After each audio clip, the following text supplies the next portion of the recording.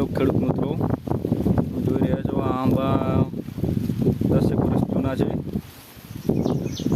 એની અંદર એક મોટી સમસ્યા આવી ગઈ છે. અત્યારે તમે જોઈ શકો છો આંબા નીચે તમને લાકડાનું ખાધેલું ભૂસું દેખાય થળિયામાં, એ સમજી જવું કે મોટી ઈયળ અટેક કરી રહી છે આંબાને ઝાડને. જેથી કરીને સાવચેતી રાખવી. આ જોઈ લો તમે, આંબાને છાલની અંદર કરીને અટેક કરે છે.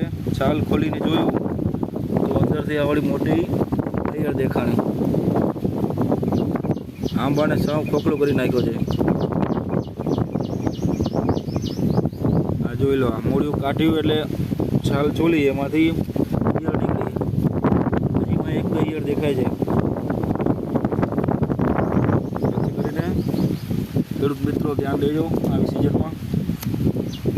નીચે આવો ભૂસો પડેલો દેખાય એટલે સમજી જવો ઈયળનું ખાવાનું કામ ચાલુ છે મોડિયાની અંદર.